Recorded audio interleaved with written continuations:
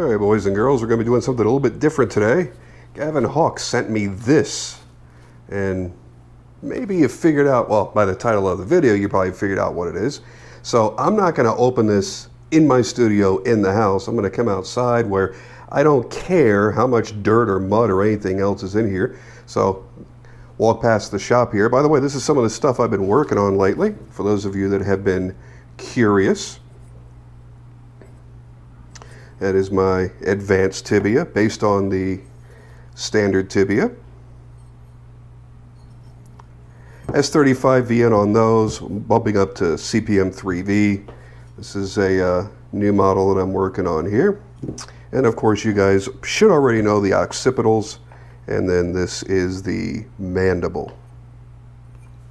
So anyway, let's bring this water with us, just in case we want to turn the dirt into mud. Let's see what we got going on here. Kind of get myself situated. Doing a little test with the GoPro here. We don't really play around with this, do we? No. Okay. So we get this bad boy popped open. I will use the Stormtrooper mud that I've got. I think that seems appropriate to do. Now the whole idea of this is to show how reliable the mud system really is, that it's going to keep dirt, mud, yuck, nasty shit out of the pivot and out of the lock. So that means coming out of this dirt that it's been packed in, it should actually function just as flawlessly as this one does. And let's test that theory. So we get this popped open, and this is exactly this is exactly how Gavin sent this to me. Yeah, so you can kind of see it stuck in there.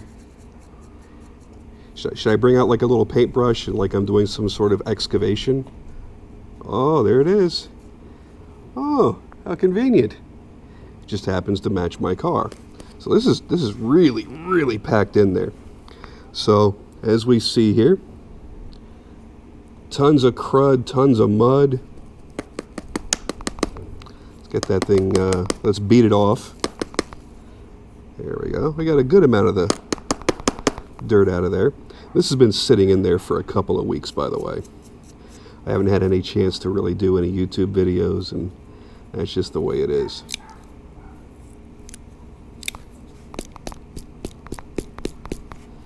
Lock isn't going to fail. That is not the most scientific way of doing it, because if it would have failed, I just would have cut the shit out of my hand. But this is how much I trust Gavin. And by the way, when you poke yourself with the tip of the blade, it separates your skin just a little bit. So be careful when you're doing that, boys and girls.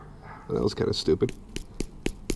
But at least it does show you that I'm not pussyfooting around here.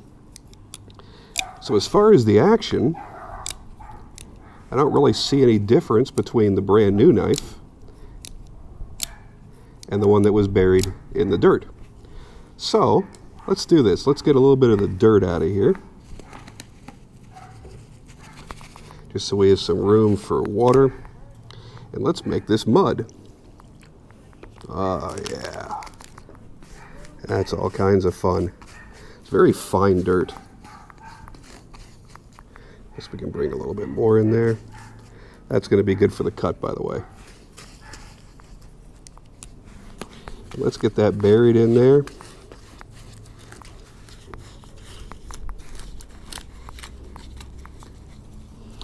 Okay, so we see very easily that it is caked up, nasty and dirty.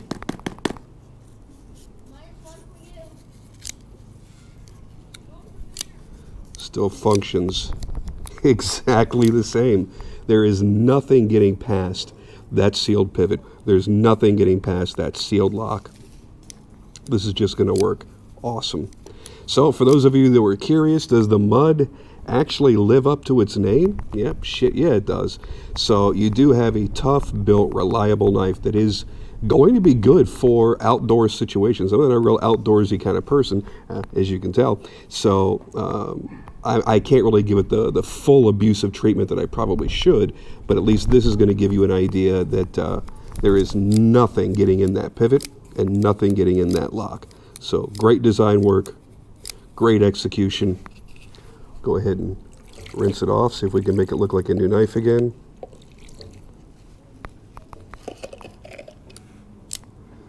And There you go, boys and girls. There it is. The Grant and Gavin Hawk MUDD that is being manufactured in the mid-tech form by Millit Knives. Totally fantastic. There you go, guys.